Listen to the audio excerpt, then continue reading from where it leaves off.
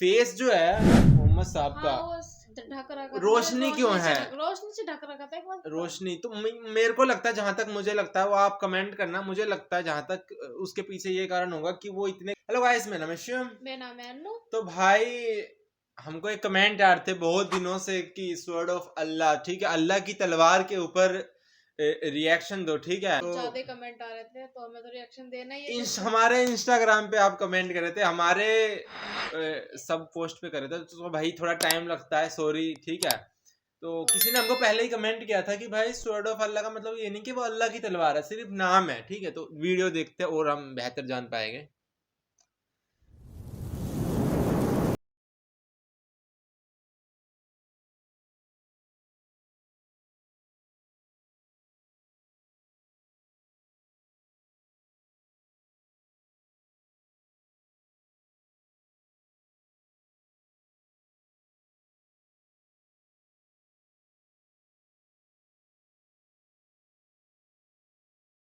नजरीन, अगरचे उम्मत मुस्लिमा की तारीख फनून हरब और जंगी कारनामों की मिसालों से भरी पड़ी है, लेकिन मगरबी मौरखीन की नजर कभी इस पर नहीं पड़ी।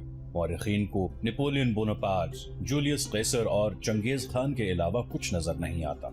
अगरचे ये जर्नैल भी अपनी जगह फन्ने हर्ब के माहिर थे और उन्होंने बड़े बड़े दुश्मनों को शिकस्त दी थी, लेकिन तारीख इस्लाम का एक ऐसा जर्नैल भी है जिसका तज़किरा दुनिया की जंगी तारीख में लाजमी होना चाहिए। उस नडर और नाकाबिल शिकस्त जर्नैल का नाम खालिद बिन वलीद रज़ियल्लाहु अन्हु। सुना भी इनके बारे में। खालिद बिन वलीद रज़ियल्लाहु अन्हु की बेमिसाल कामयाबियों की वजह से रसूलुल्लाह सल्लल्लाहु अलैहि वसल्लम ने सैफुल्लाह यानी अल्लाह की तलवार के लक़ब से नवाजा था। आज हम आपके लिए हजरत खालिद बिन वलीद रज़ियल्लाहु अन्हु की बेमिसाल शजाअत और उनके कारनामों पर मुश्तमिल ये दास्तान लेकर आए हैं, जो बिलाशुबा शमशीरे बेनियाम थे। लेकिन नाजरीन, वीडियो में आगे बढ़ने से पहले आपसे दरखास्त है कि हमारे इस चैनल को सब्सक्राइब कर लें और वीडियो के नीचे मौजूद बेल आइकन को जरूर क्लिक कर लें ताकि हमारी नई आने वाली वीडियोस आपके पास बर वक्त पहुंच सकें। वो मुसाफिर अरब के सहरा में अकेला चला जा रहा था। 8 हिजरी के जमाने में अरब का वो इलाका जहां मक्का और मदीना वाक़े है, बड़ा ही खौफनाक सहरा हुआ करता था, जलता और इंसानों को झुलसाता हुआ रेगजार। एक तो सहरा की अपनी सौबतें थीं, दूसरा खतरा रहजनों का था। मुसाफिर काफिलों की सूरत सफर किया करते थे, लेकिन ये मुसाफिर अकेला चला जा रहा था। वो आला नस्ल के जंगी घोड़े पर सवार था। उसकी जिरा घोड़े की जीन के साथ बंधी हुई थी, उसकी कमर से तलवार लटक रही थी और उसके हाथ में बर्छी थी। उस जमाने में मर्दों के कद दराज, सीने चौड़े और जिस्म गठे हुए होते थे। ये अकेला मुसाफिर भी उन्हीं मर्दों में से था, लेकिन जिस अंदाज से वो घोड़े की पीठ पे बैठा था उससे पता चलता था कि वो शहसवार है और वो कोई मामूली आदमी नहीं। उसके चेहरे पे खौफ का हल्का सा भी तासुर नहीं था कि रहजन उसे लूट लेंगे, उससे इतनी अच्छी नस्ल का घोड़ा छीन लेंगे और उसे पैदल सफर करना पड़ेगा। लेकिन उसके चेहरे पे जो तासुर था वो कुदरती नहीं था। वो कुछ सोच रहा था, यादों से दिल बहला रहा था या कुछ यादों को जहन में दफन करने की कोशिश कर रहा था। आगे एक घाटी आ गई, घोड़ा चढ़ता चला गया। खासी बुलंदी पर जाकर जमीन हमवार हुई। सवार ने घोड़ा रोककर उसे घुमाया और रकाबों पर खड़े होकर पीछे देखा। उसे मक्का नजर ना आया। मक्का उफक के नीचे चला गया था। अबू सुलेमान, उसे जैसे आवाज सुनाई दी हो, अब पीछे ना देखो, मक्का को जहन से उतार दो। तुम मर्दे मैदान हो, अपने आप को 2 हिस्सों में ना कटने दो, अपने फैसले पर कायम रहो, तुम्हारी मंजिल मदीना है। उसने मक्का की समत से निगाहें हटा ली, घोड़े का रुख मदीना की तरफ किया और बाग को हल्का सा झटका दिया। घोड़ा अपने सवार के इशारे समझता था, नपीतुली चाल चल पड़ा। सवार की उम्र 43 बरस, लेकिन वो अपनी उम्र से जवान लगता था। सुलेमान उसके बेटे का नाम था। उसके बाप का नाम अल वलीद था, लेकिन सवार ने खालिद बिन वलीद के बजाय अबू सुलेमान कहलाना ज्यादा पसंद किया। उसे मालूम न था कि तारीख उसे खालिद बिन वलीद के नाम से याद रखेगी और ये नाम इस्लाम की अस्करी रिवायात और जज्बे का दूसरा नाम बन जाएगा। मगर 43 बरस की उम्र में जब खालिद मदीना की तरफ जा रहा था, उस वक्त वो मुसलमान नहीं था। छोटी छोटी झड़पों के अलावा वो मुसलमानों के खिलाफ 2 बड़ी जंगे उहद और जंगे खंदक लड़ चुका था।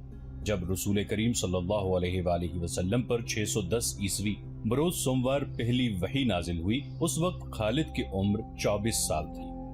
اس وقت تک وہ اپنے قبیلے بنو مخزوم کی عسکری قوت کا قائد بن چکا تھا۔ بنو مخزوم کا شمار قریش کے چند ایک معزز خاندانوں میں ہوتا تھا۔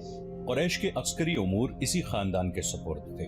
قریش خالد کے باپ الولید کے احکام اور فیصلے مانتے تھے۔ 24 برس کی عمر میں یہ حیثیت خالد کو بھی حاصل ہو گئی تھی، مگر اس حیثیت کو ٹھکرا کر خالد ابو سلیمان مدینے کو جا رہا تھا۔ وہ محسوس کرتا جیسے اس کی ذات سے کوئی قوت اسے پیچھے کو گھسیٹ رہی ہو۔ جب وہ اس قوت کے اثر کو محسوس کرتا تو اس کی گردن پیچھے کو مڑ جاتی، لیکن اس کی اپنی ذات سے ایک آواز اٹھتی، آگے دیکھ خالد، تو ولید کا بیٹا تو ہے لیکن وہ مر گیا ہے، اب تو سلیمان کا باپ ہے، وہ زندہ ہے۔ اس کے ذہن میں دو نام اٹک گئے، محمد رسول اللہ صلی اللہ علیہ وآلہ وسلم جو ایک نیا دین لے کر آئے تھے، اور الولید جو خالد کا باپ اور آپ صلی اللہ علیہ وآلہ وسلم کے نئے دین کا بہت بڑا دشمن تھا۔ باپ یہ دشمنی ورثے کے طور پر خالد کے حوالے کر کے دنیا سے اٹھ گیا تھا۔ خالد کے گھوڑے نے پانی کی مشک پر اپنے آپ ہی رخ بدل لیا تھا۔ خالد نے ادھر ادھر دیکھا، اسے گول دائرے میں کھجوروں کے درخت اور صحرا کے جھاڑی نما درخت نظر آئے۔ گھوڑا ادھر ہی جا رہا تھا۔ نخلستان میں داخل ہو کر خالد گھوڑے سے کود گیا۔ امامہ اتار کر وہ پانی کے کنارے دو زانوں ہو گیا۔ اس نے پانی چلو بھر بھر کر اپنے سر پر ڈالا اور 2-4 چھینٹے منہ پر پھینکے۔ اس کا گھوڑا پانی پی رہا تھا۔ خالد نے اس چشمے سے پانی پیا جو صرف انسانوں کے استعمال کے لیے تھا۔ یہ ایک چھوٹا سا جنگل تھا۔ خالد نے گھوڑے کی زین اتاری اور زین کے ساتھ بندھی ہوئی چھوٹی سی ایک دری کھول کر جھاڑی نما درختوں کے جھنڈ تلے بچھائی اور لیٹ گیا۔ وہ تھک گیا تھا، تھوڑی دیر کے لیے سو جانا چاہتا تھا، مگر اس کے ذہن میں یادوں کا جو قافلہ چل پڑا تھا وہ اسے سونے نہیں دے رہا تھا۔ اسے 7 سال پہلے کا ایک دن یاد آیا جب اس کی عزیزوں نے محمد رسول اللہ صلی اللہ علیہ وآلہ وسلم کو قتل کرنے کا منصوبہ بنایا تھا۔ اس منصوبے میں خالد کا باپ الولید پیش تھا۔ وہ ستمبر 622 عیسوی کی ایک رات تھی۔ قریش نے رسول خدا صلی اللہ علیہ وآلہ وسلم کو سوتے میں قتل کرنے کے لیے ایسے آدمی چنے تھے جو انسانوں کے روپ میں وحشی اور درندے تھے۔ خالد قریش کے سرکردہ خاندان کا جوان تھا۔ اس وقت اس کی عمر 27 سال تھی۔ وہ حضور صلی اللہ علیہ وآلہ وسلم کے قتل کی سازش میں شریک تھا، لیکن وہ قتل کیے جانے والوں کے گروہ میں شامل نہیں تھا۔ اسے 7 سال پہلے کی وہ رات گزرے ہوئے کل کی طرح یاد تھی۔ وہ اس قتل پر خوش بھی تھا اور ناخوش بھی۔ خوش اس لیے کہ اس کے اپنے قبیلے کے ہی ایک آدمی نے اس کے مذہب کو، جو بت پرستی تھی، باطل کہہ دیا اور اپنے آپ کو خدا کا پیغمبر کہہ دیا۔ ایسے دشمن کے قتل پر خوش ہونا فطری بات تھی، اور وہ ناخوش اس لیے تھا کہ وہ اپنے دشمن کو للکار کر آمنے سامنے کی لڑائی لڑنے کا قائل تھا۔ اس نے سوئے ہوئے دشمن کو قتل کرنے کی کبھی سوچی ہی نہیں تھی۔ بہرحال اس نے اس سازش کی مخالفت نہیں کی، لیکن قتل کی رات جب قاتل رسول خدا کو مقررہ وقت پر قتل کرنے گئے تو آپ صلی اللہ علیہ وآلہ وسلم کا مکان خالی تھا۔ وہاں گھر کا سامان بھی نہیں تھا، نہ آپ صلی اللہ علیہ وآلہ وسلم کا گھوڑا تھا، نہ اونٹنی۔ قریش اس امید پر سوئے ہوئے تھے کہ صبح انہیں خوشخبری ملے گی کہ ان کے مذہب کو جھٹلانے اور انہیں اپنے نئے مذہب کی طرف بلانے والا قتل ہو گیا ہے، مگر صبح وہ ایک دوسرے کو مایوسی کے عالم میں دیکھ رہے تھے۔ پھر وہ سرگوشیوں میں ایک دوسرے سے پوچھنے لگے، محمد کہاں گیا؟ رسول خدا صلی اللہ علیہ وآلہ وسلم قتل کے وقت سے بہت پہلے اپنے قتل کی سازش سے آگاہ ہو کر یثرب یعنی مدینہ کو ہجرت کر گئے تھے۔ صبح تک آپ صلی اللہ علیہ وآلہ وسلم بہت دور نکل گئے تھے۔ ہجرت مطلب چھوڑنا۔ خالد کے ذہن سے یادیں پھوٹتی چلی آ رہی تھی۔ ذہن پیچھے ہی پیچھے ہٹتے ہٹتے 16 برس دور جا نکلا۔ 613 عیسوی کی ایک شام رسول کریم صلی اللہ علیہ وآلہ وسلم نے قریش کے چند ایک سرکردہ افراد کو اپنے ہاں کھانے پر مدعو کیا۔ کھانے کے بعد رسول کریم صلی اللہ علیہ وآلہ وسلم نے اپنے مہمانوں سے کہا، اے بنی عبد المطلب، میں تمہارے سامنے جو تحفہ پیش کرنے لگا ہوں وہ عرب کا کوئی اور شخص پیش نہیں کر سکتا، اس لیے کہ اللہ نے مجھے منتخب کیا ہے۔ مجھے اللہ نے حکم دیا ہے کہ تمہیں ایک ایسے مذہب کی طرف بلاؤں جو تمہاری دنیا کے ساتھ ساتھ تمہاری عاقبت بھی آسودہ اور مسرور کر دے گا۔ اس طرح رسول خدا صلی اللہ علیہ وآلہ وسلم نے پہلی وحی کے نزول کے 3 سال بعد اپنے قریبی عزیزوں کو اسلام قبول کرنے کی دعوت دی۔ خالد اس محفل میں نہیں تھا، اس کا باپ مدعو تھا۔ اس نے خالد کو مذاق اڑانے کے انداز میں بتایا کہ عبد المطلب کے پوتے محمد صلی اللہ علیہ وآلہ وسلم نے کہا ہے کہ وہ اللہ کا بھیجا ہوا نبی ہے۔ ہم جانتے ہیں کہ عبد المطلب قریش کا ایک سردار تھا۔ الولید نے اپنے بیٹے خالد سے کہا، بے شک محمد کا خاندان اعلیٰ حیثیت رکھتا ہے، لیکن نبوت کا دعویٰ اس خاندان کا کوئی فرد کیوں کرے؟ اللہ کی قسم اور حبل اور عزا کی، میرے خاندان کا رتبہ کسی سے کم نہیں، کیا نبوت کا دعویٰ کر کے کوئی ہم سے اونچا ہو سکتا ہے؟ آپ نے اسے کیا کہا ہے؟ خالد نے پوچھا۔ پہلے تو ہم چپ ہو گئے، پھر ہم سب ہنس پڑے، الولید نے کہا، لیکن محمد کے چچا زاد بھائی علی نے محمد کی نبوت کو قبول کر لیا ہے۔ خالد اپنے باپ کی طنزیہ ہنسی کو بھولا نہیں تھا۔ خالد کو 629 عیسوی کے ایک روز مکہ اور مدینہ کے راستے میں ایک نخلستان میں لیٹے ہوئے وہ وقت یاد آ رہا تھا۔ رسول اللہ صلی اللہ علیہ وآلہ وسلم جن کی نبوت کو قریش کے سردار قبول نہیں کر رہے تھے، اس نبوت کو لوگ قبول کرتے چلے جا رہے تھے۔ ان میں اکثریت نوجوانوں کی تھی، بعض مفلس لوگوں نے بھی اسلام قبول کر لیا۔ اس سے نبی کریم صلی اللہ علیہ وآلہ وسلم کے حوصلے میں جان آ گئی اور آپ صلی اللہ علیہ وآلہ وسلم نے اسلام کی تبلیغ تیز کر دی۔ آپ صلی اللہ علیہ وآلہ وسلم بت پرستی کے خلاف تھے۔ مسلمان ان 360 بتوں کا مذاق اڑاتے تھے جو کعبے کے اندر اور باہر رکھے ہوئے تھے۔ طلوع اسلام سے پہلے عرب ایک خدا کو مانتے تھے اور پوجتے ان بتوں کو تھے۔ انہیں وہ دیویاں اور دیوتا کہا کرتے تھے اور انہیں اللہ کے بیٹے اور بیٹیاں مانتے تھے۔ وہ ہر بات میں اللہ کی قسم کھاتے تھے۔ قریش نے دیکھا کہ محمد صلی اللہ علیہ وآلہ وسلم کے جس دین کا انہوں نے مذاق اڑایا تھا وہ مقبول ہوتا جا رہا ہے، تو انہوں نے آپ صلی اللہ علیہ وآلہ وسلم کی تبلیغی سرگرمیوں کے خلاف محاذ بنا لیا اور مسلمانوں کا جینا حرام کر دیا۔ خالد کو یاد آ رہا تھا کہ اس نے اللہ کے رسول صلی اللہ علیہ وآلہ وسلم کو گلیوں اور بازاروں میں لوگوں کو اکٹھا کر کے انہیں اسلام قبول کرنے کی دعوت دیتے اور بتاتے دیکھا تھا کہ بت انہیں نہ فائدہ دے سکتے ہیں نہ نقصان۔ عبادت کے لائق صرف اللہ ہے جو وحدہ لا شریک ہے۔ رسول خدا صلی اللہ علیہ وآلہ وسلم کی مخالفت کے قائد قریش کے 4 سردار تھے۔ ایک تو خالد کا باپ الولید تھا، دوسرا نبی کریم صلی اللہ علیہ وآلہ وسلم کا اپنا چچا ابو لہب تھا، تیسرا ابو سفیان اور چوتھا ابو الحکم تھا جو خالد کا چچا زاد بھائی تھا۔ مسلمانوں پر سب سے زیادہ ظلم و تشدد اسی شخص نے کیا تھا۔ وہ جہالت کی حد تک کینہ پرور اور مسلم کش تھا، اسی لیے مسلمان اسے ابو جہل کہنے لگے تھے۔ یہ نام اتنا عام ہوا کہ لوگ جیسے اس کا اصل نام ہی بھول گئے ہیں۔ تاریخ نے بھی اس پستہ قد، بھینگے اور لوہے کی طرح مضبوط آدمی کو ابو جہل کے نام سے ہی یاد رکھا ہے۔ خالد کو یہ یادیں پریشان کرنے لگی، شاید شمسار بھی۔ قریش کے لوگوں نے رسول خدا صلی اللہ علیہ وآلہ وسلم کے گھر میں کئی بار غلاظت پھینکی تھی۔ جہاں کوئی مسلمان اسلام کی تبلیغ کر رہا ہوتا وہاں قریش کے آدمی جا پہنچتے اور ہلڑ مچاتے تھے۔ بد اخلاق اور دھدکارے ہوئے آدمیوں کو رسول خدا صلی اللہ علیہ وآلہ وسلم کو پریشان کرتے رہنے کے کام پر لگا دیا گیا تھا۔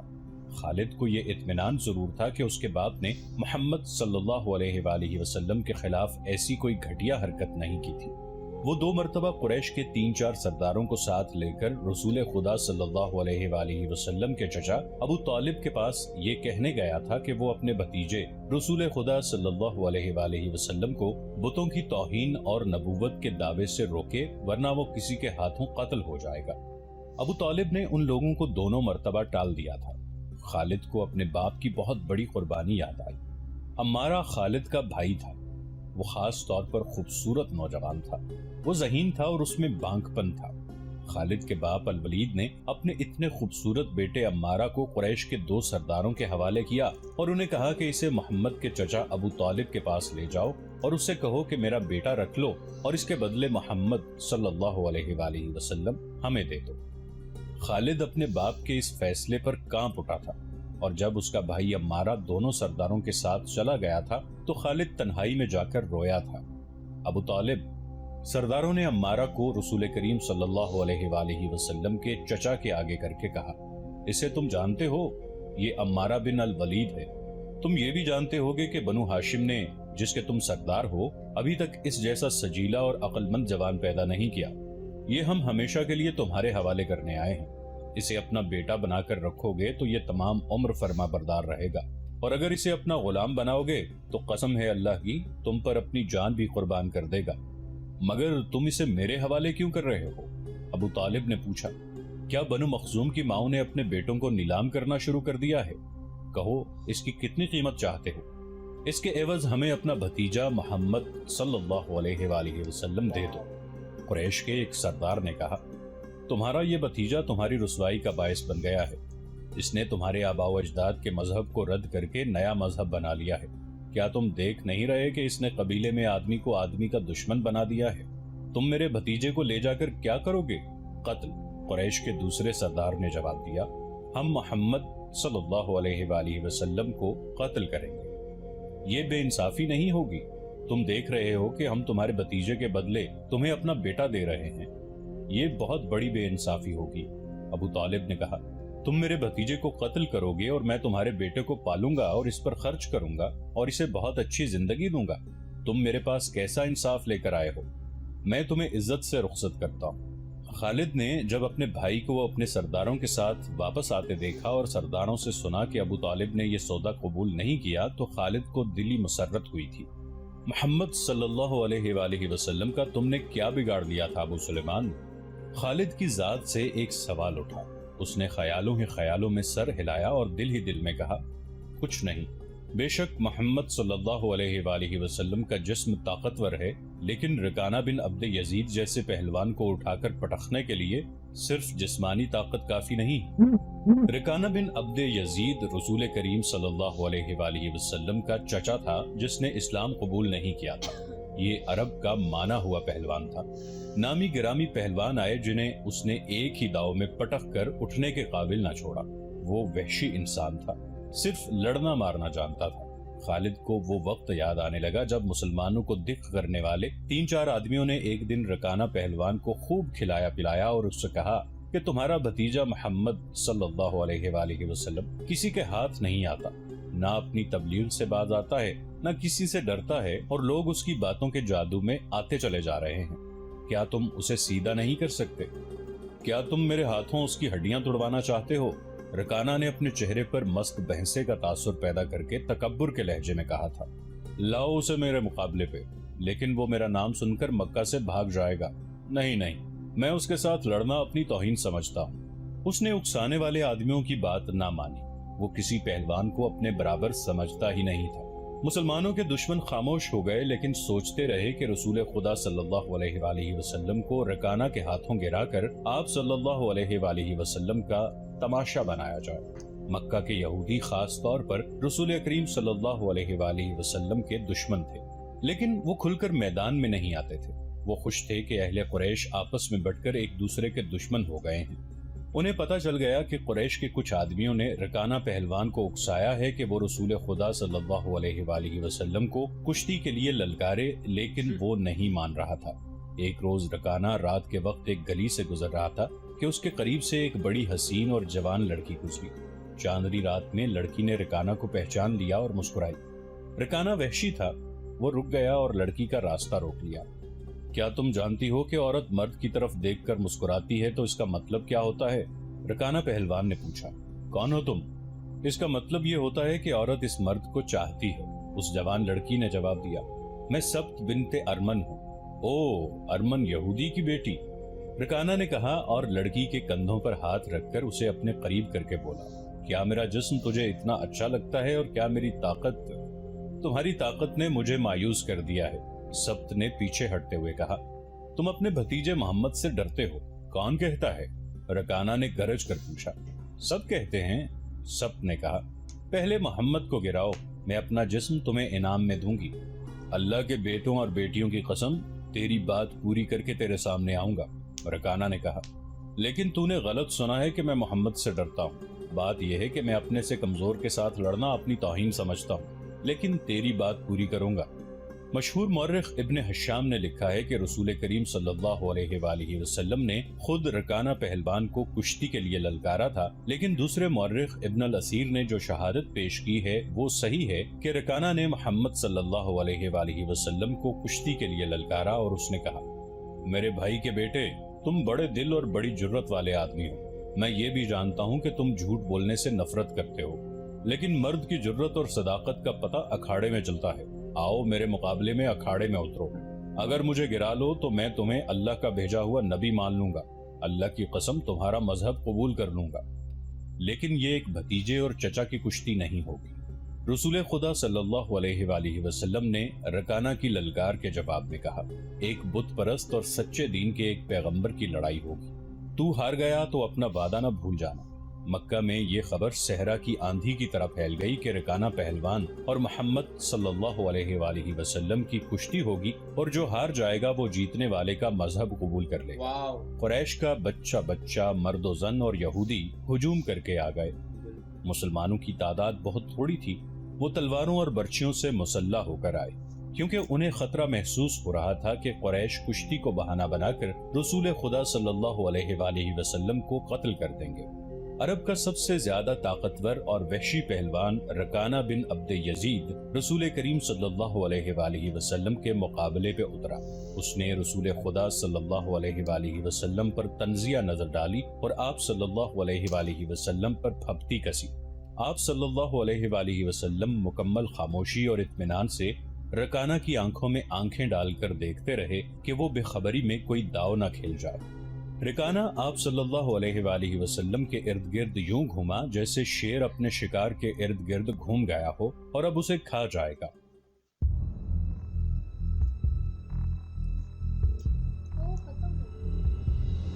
यार यही तो देखना था भाई।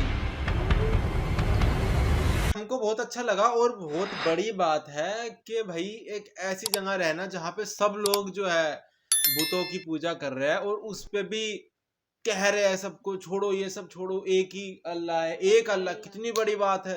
सब जान के पीछे पड़े हुए हैं लेकिन उसके बाद भी कायम रहना अपनी बात पे। और आज देखो, आज इस्लाम देखो कहाँ पे है। इसमें ये देखा कि सब बहुत ज्यादा ग्रीन कपड़े ज्यादा पहन रखे थे, मतलब हाँ, मोहम्मद साहब ने भी दिखाया। ज्यादा ग्रीन कपड़े पहनना पसंद है, ये कुछ ग्रीन का कुछ बात है कि उसके पीछे क्यों पहनते हैं। आप बता देना हमको कि इस्लाम में जो है वो ग्रीन के पीछे का क्या है, क्योंकि हमको ग्रीन कपड़े कुछ ज्यादा पहनते, मैंने ऐसा नहीं तो लगाया। ग्रीन है ना, मुसलमानों का ही कलर है ग्रीन, ठीक है। तो आप हमको बताना कि उसके पीछे क्या स्टोरी है। कोई वीडियो तो बता देना, उस भी रिएक्शन कर देंगे, कमेंट करना। तो बहुत अच्छी लगी हमको वीडियो। पर यार जब हमारा इंटरेस्ट हुआ लास्ट में आके थोड़ा इंटरेस्ट आता पर वीडियो खत्म अब भाई आने वाला है मजा कि क्या होगा। हाँ। क्योंकि भाई फाइट तो हो ही नहीं सकती मोहम्मद साहब से जो है, तो क्या होगा यही बात होगी। और एक लास्ट अगर यहाँ तक कोई आया हो प्लीज तो मेरे को ये बताना कि फेस जो है मोहम्मद साहब का ढक रखा, रोशनी क्यों है, रोशनी से ढक रखा था रोशनी। तो मेरे को लगता है, जहां तक मुझे लगता है, वो आप कमेंट करना, मुझे लगता है जहां तक उसके पीछे ये कारण होगा कि वो इतने खूबसूरत है कि उनका फोटो ही नहीं बना सकता कोई। तो ये रीजन हो तो आप प्लीज कमेंट तो मुझको यही लगता है कि उसके पीछे का यही रीजन है कि वो इतने ज्यादा खूबसूरत है कि कोई फोटो ही नहीं बना सकता, ठीक है। इतनी सुंदर चीज कोई कैसे बना सकता है। तो एक रोशनी दिखा दी, ठीक है। तो आप अगर कोई यहाँ तक आया हो तो प्लीज हमको बता देना, सब्सक्राइब कर लेना इस चैनल में, क्योंकि अब ये हमको बहुत सपोर्ट की जरूरत है। बहुत ज्यादा, बिल्कुल व्यू बहुत कम आ रहे हैं, पता नहीं क्या हम गलती कर रहे हैं, क्या हो रहा है। तो आप लोग सपोर्ट करो, ठीक है, जैसे कर रहे हो। देखते हैं क्या होगा। बाय।